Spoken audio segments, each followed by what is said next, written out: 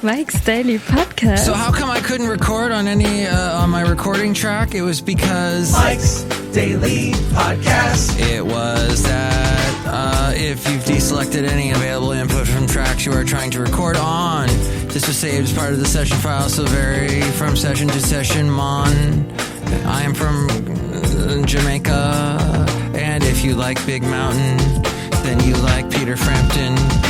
And for the sake of this conversation, I'm going to sing Mike's Daily Podcast. Big Mountain was from San Diego, by the way. Hey, Ricky Gervais sure hates the television industry. Mike's the movie industry. Daily. And all of that at all. Podcast. And all that people. Yeah. What's the fancy way of saying, and everyone else? Writ large? Is that it? So frickin'. I hate when people talk like that. Hey, so Ricky Gervais really said, you know what? My friend Massa points this out to me, Ricky, because he goes, Mike, have you seen the Ricky Gervais stand-up that he did before the Golden Globes? And I go, no, I didn't see it. And he goes, Mike, you gotta see it. It's so good. It's funny. And I'm just going, ho, ho, ho. So, yes, I finally watched it tonight, and I have to say I agree with a lot of what Ricky says, and it's probably what he was saying there on stage that is the reason why I do not go ever to movies. It's because I hate Hollywood. I hate everything that is popular. So thus, I am not exactly knowing the taste of the general public writ large. But here's the thing is, I agree with him, like, Tim Cook, I mean, yeah, it's kind of a stretch, but yes, Tim Cook's company, Apple, which is now doing entertainment, is now doing TV shows and whatnot that people are watching. They do have the factories in these countries where people are slaves. And here's today's podcast picture. Slave labor going on behind Apple, and that's probably true of most of those companies funding those movies. And yes, he talked about Harvey Weinstein, about people. Oh yeah, he made the joke about Netflix. What was the one? The Birdhouse with Sandra Bullock, and people had to keep their eyes blinded so they don't see what's going on, kind of like the people that worked for Harvey Weinstein. Yeah, that kind of joke. And then he made fun of Leonardo DiCaprio, saying that Once Upon a Time in Hollywood was so long, by the end of the movie, when Leonardo DiCaprio was watching it at the premiere, Basil gave away the punchline. I know, it's funnier when you say it, Basil. But basically, the movie was so long, Leonardo DiCaprio's date that he brought to the movie was too old for him by the end of the movie, so long. Mm-hmm. And they kept cutting to Tom Hanks and his big, huge head. His big, huge, I'm Walt Disney now head. Remember me? I was so cute and Splash. Now I'm big, fat head, bobblehead Tom Hanks. Greatest actor that ever lived, fat head. And that's what happens, kids. The older you get, the fatter your head gets.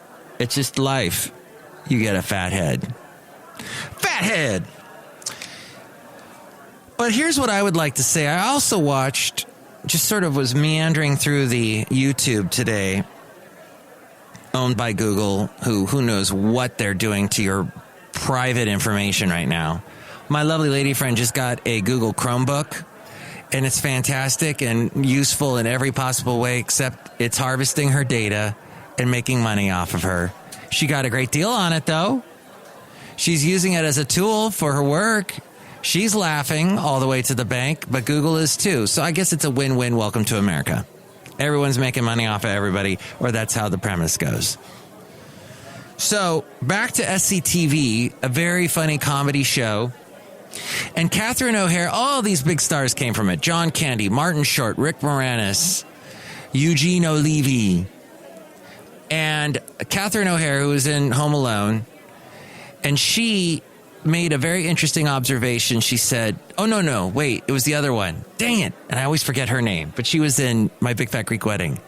The other lady. There were only two women working at SCTV, and Catherine O'Hara was talking about, oh, yeah, it was so chauvinistic. We didn't make money as writers. We were not paid as writers. All the guys that wrote, all the comedians that wrote, they got paid. We didn't. It was that kind of culture. But her coworker, dang it, I can't think of her.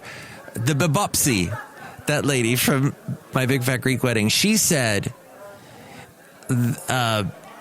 interestingly enough, the thing about, she said that the TV show SCTV was, so it meant Second City Television, referring to Chicago.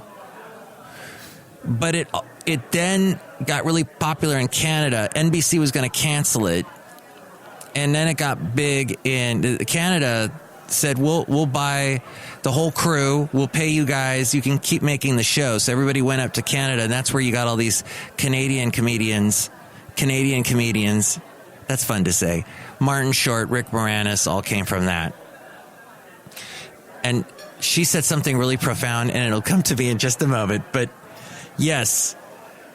So that is what I was, the fascinating things that happened in the comedic world. Oh, yeah, she said she was watching a bunch of SCTV specials, episodes, and she hadn't watched it. She was rewatching it. It had been 25 years since she had been watching it.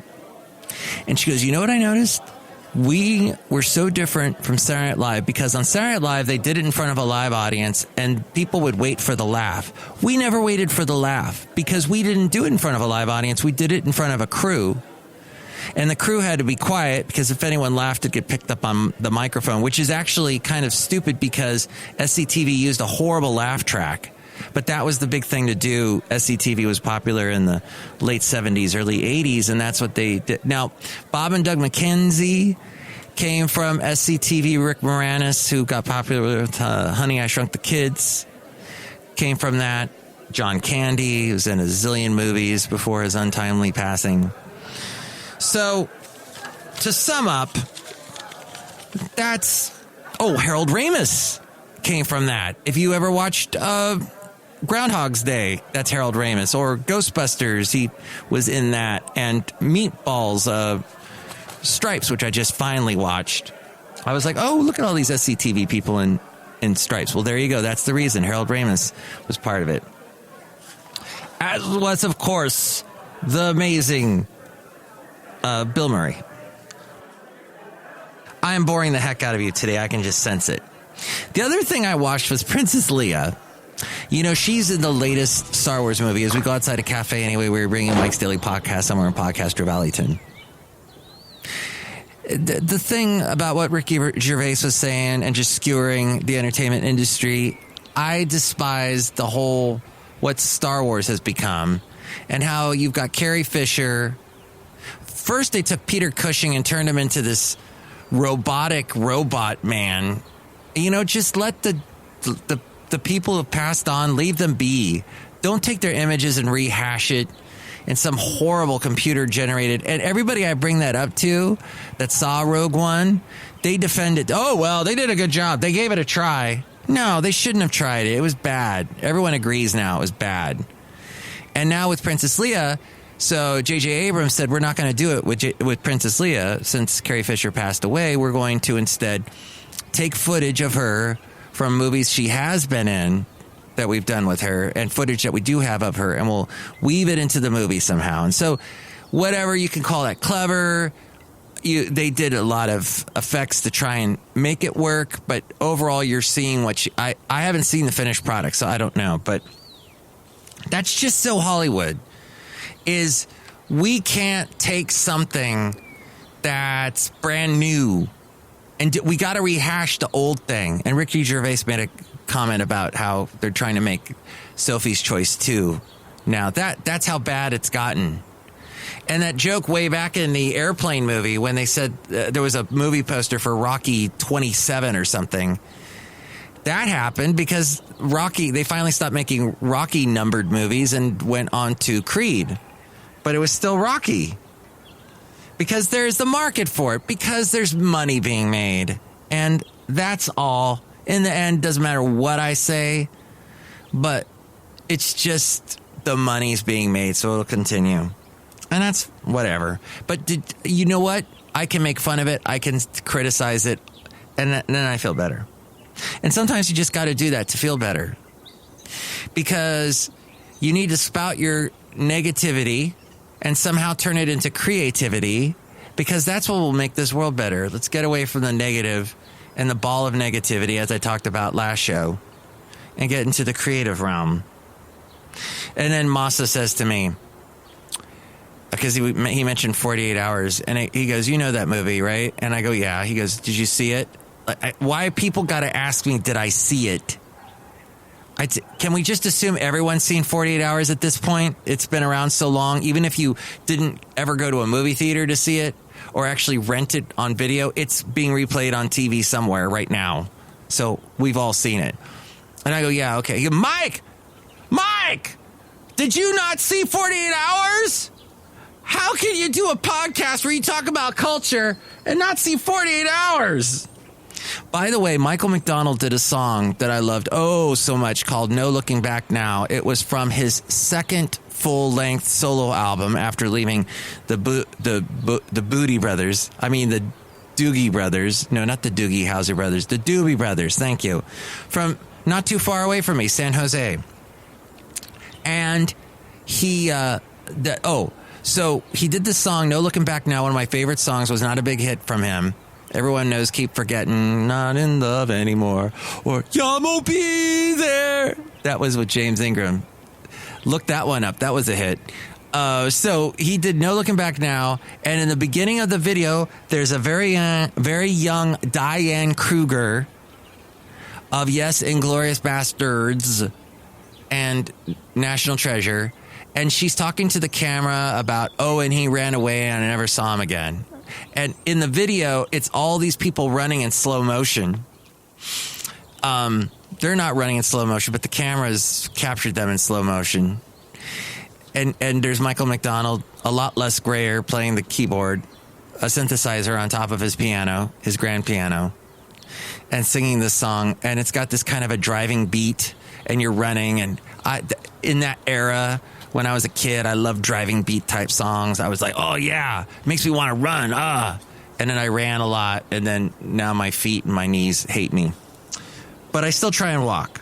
The important thing is that you have to watch the honest trailers, and this caps up my entire complaining about the movie industry to a T. Honest Trailers does such a good job of showing everything, every single reason why I do not want to go see movies that are popular. And they go, Honest Trailers, this is for every Quentin Tarantino movie. We're going to sum it all up right now. Every Quentin Tarantino movie has something about feet, because Quentin has a foot fetish. Has something to do about eating food, and about, have you ever had a burger in France? Or it has Christoph Waltz eating a delicious strudel before he kills a Jewish family. And, there's food involved. And then there is somebody driving a car and singing. They're singing along to the radio. Like the one with what's her name? Well, they get into a car accident while they're singing. And then there's in Pulp Fiction that happens. And then I mentioned to Masa, he goes, yeah, and in Kill Bill, there's that one scene. I go, oh, yeah, I think I remember that. Mike! Did you not see Kill Bill? Or the sequel? So that's how that, but no, I'm going to watch the honest trailers. And I'm going to see every reason why I shouldn't go see and spend money and waste my time seeing movies. Hey, I spilled coffee all over my office today. I had to pop into my full-time job. And just as I'm leaving, I'm about to leave, and I'm thinking in my head, I'm going to go home. I'm going to have a little bit of time to enjoy today. And I just, all of a sudden, something in my brain said, don't spill the coffee. And I had this cup of coffee in my hand, and I spilt it all over everything. And my work has these napkins that do not in any way absorb any kind of liquid. Oh, boy, that was another half hour clocked onto my day. But I'm not going to dwell on the negativity. I'm going to turn that into creativity. And look, I turned it into a podcast, and you're welcome. Look who's out here. Cafe Anyway, somewhere in Podcaster Valley. By the way, the podcast picture today is of the wonderful Del Val. That's Lake Del Val, and in the Del Val Regional Park in Livermore. So beautiful there. And I took a picture 5 years ago. I took this picture, and it is so, looking at it makes me so happy. It probably looks exactly like that right now, nice and green and beautiful. But you can see that picture now at MikesDailyPodcast.com. Tell me what you think. MikesDailyPodcast.com. You can email me, MikesDailyPodcast@gmail.com, or call me 336-MM-DAILY. Look who's outside of Cafe Anyway, where we bring you Mike's Daily Podcast somewhere in Castro Valleyton. Today, Canadian comedians. No, it's these people. Hello, Mike. My name is Chely Shoehart, the gift shop supervisor. National Treasure was a great movie. The first one. Second one, it really got slow when they were in the cave with Helen Mirren and everybody. It's like, okay, no. I don't remember that part. Who does? That's the thing. Who remembers anything? The funny thing about this whole SCTV documentary I watched on YouTube, somebody uploaded for free for everyone, is Eugene Levy doesn't remember anything. He keeps going, as I have said to you before, again, I can't remember hardly anything. And apparently he had a big discussion with the NBC guy. What was his name? Tartikoff. Wanted him to do a different dumbed down version of one of their skits from SCTV, or calm family version. And he's like, no, I think not. How about we not do that? Because it'd be compromising his values. Look who else is here. Hello, Mike. This is Floyd the Floorman. And this is John Deere, the engineer. Yes, Mike, SCTV was very funny. Mm-hmm. Yes. So check some of those episodes out. You'll laugh. You'll spill your coffee all over your papers at work. It's that kind of thing. Turn your negativity into creativity. Make a nice little outlet for you. What? You've always wanted to make beer? Make beer. That's what Kevin would say. Make beer. He's probably making beer right now as he's listening to this. Or make a joke. Write something funny down. Journal. No, that's funny right there, isn't it? Journaling. You got to be you have so many ways to write stuff down now. In your phone. There's scratch paper everywhere. I'm using scratch paper now. As a matter of fact, I always use scratch paper when I'm doing my show. Podcast. Do something. Just turn the frown upside down, metaphorically. Take the negativity, make it positive. All right, I hope this is a good week for you. I hope I can do another podcast for you tomorrow evening. I will have new fillings in my teeth tomorrow, so we'll see how well I can talk. But yes, I will try and do that for you if you try and tell your friends about this podcast and let them learn something with all these ideas I throw at you and concepts and thoughts. And I, of course, want to hear from you.